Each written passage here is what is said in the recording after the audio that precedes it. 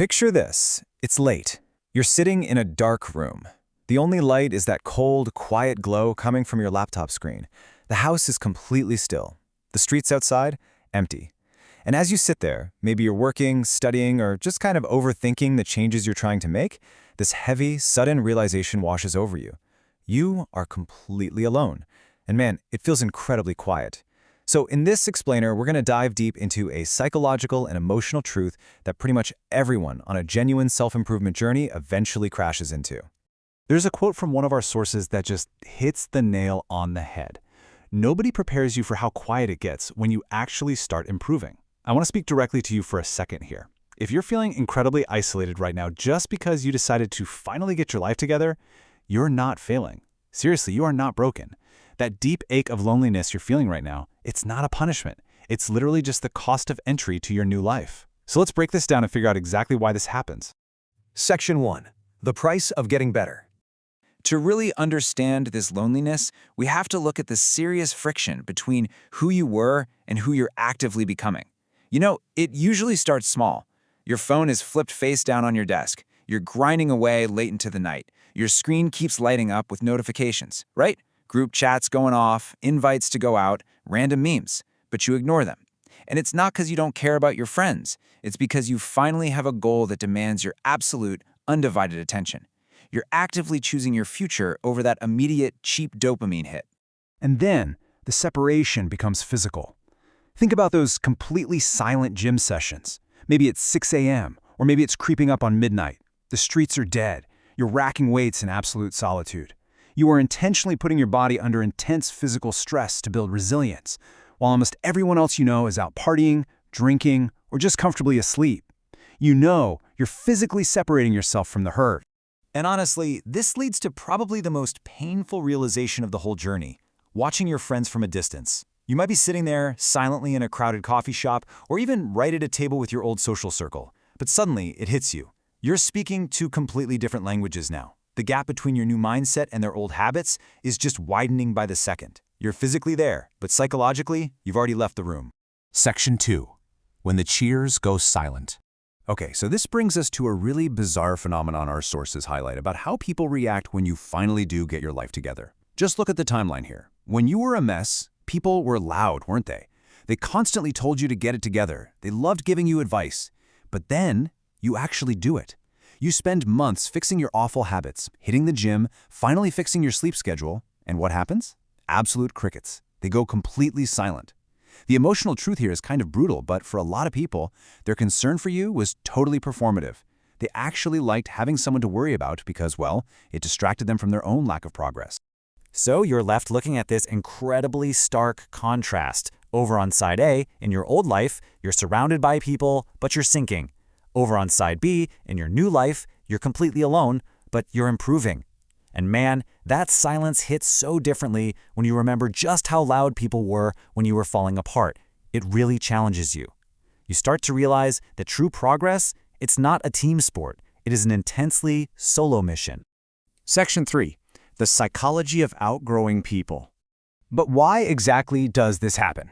Let's dive into the actual science of your mind's inner workings through a really cool concept called the Tetris effect. So if you play the game Tetris for hours on end, you'll start seeing those falling blocks everywhere, like in the grocery store aisles or in the architecture of random buildings. Your brain is literally rewiring itself to see those patterns. Well, the exact same thing happens with self-improvement. As you build up discipline and intense focus, you are fundamentally reprogramming your neural pathways. So suddenly you look at your old environment and you see the patterns of laziness, complaining, and just a total lack of ambition everywhere. It becomes glaringly obvious and frankly completely intolerable. And you know, that friction definitely goes both ways. Listen to this insight. Your growth makes them look at themselves and they don't want that.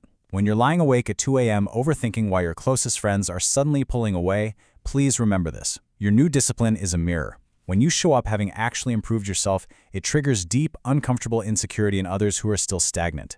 This disconnection isn't some tragic accident. It's just a natural psychological defense mechanism from people who simply aren't ready to change.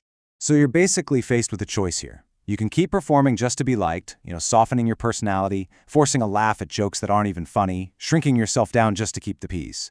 But let's be real. That's an exhausting, unending performance. Or you can withdraw to be genuine. You could focus on what actually interests you now and let that naturally filter people out. One of these options is incredibly draining, the other, completely liberating. Section 4. Protecting your inner peace. As you start to withdraw, you enter this entirely new phase. You aren't just becoming lonely. You are actively throwing a shield up to protect your inner peace. You'll probably start to notice huge changes in your emotional energy. You develop this tiny social battery with a painfully slow recharge time. You literally feel physically drained by basic small talk. You realize that trying to cram your new, disciplined mindset into those old, shallow social containers requires constant masking just to avoid judgment, and it's severely exhausting. You stop wanting to chat about the weather or the latest pointless gossip. Instead, you start craving only deep, genuine conversations. If it isn't real, you just don't have the energy for it anymore. But I have to be honest, this protection definitely comes at a cost. Our sources point out that being quiet is expensive.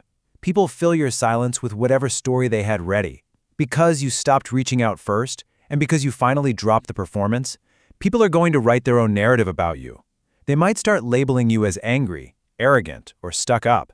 Is it a completely unfair reality? Absolutely. But it is the price you pay for finally taking your energy back. Section 5. Finding comfort in the quiet. So let's look at how all of this builds to our final realization, finding real comfort in the quiet. This loneliness you're feeling right now, it is not a flaw. It is a highly intentional cocoon. You are not broken for feeling this way. You're simply choosing to play by a new set of rules. The universe's language is action. You are actively choosing subtraction over noise, deliberately stripping away the people and the habits that just distract you. You're choosing execution over hesitation. You're finally valuing environmental design, consciously crafting a space that forces you to grow, over the unconscious, comfortable programming of the crowd. I really want you to let this line sink in deeply. I'd rather be alone and improving than surrounded and sinking. This quiet phase you are in right now, it's exactly where the deepest, most permanent growth actually happens. Think about it. The roots of a massive tree grow in total darkness, in absolute silence, long, long before anyone ever sees the branches. So, I'm going to leave you with this one provocative thought. Picture the rain lightly tapping against your window. You are safe inside your quiet room, literally miles ahead of the person you used to be. Now, the door to your old life, it's still there. But knowing what you know now and feeling that incredible clarity that only comes from this kind of isolation, will you trade your hard-earned peace just to fit back in?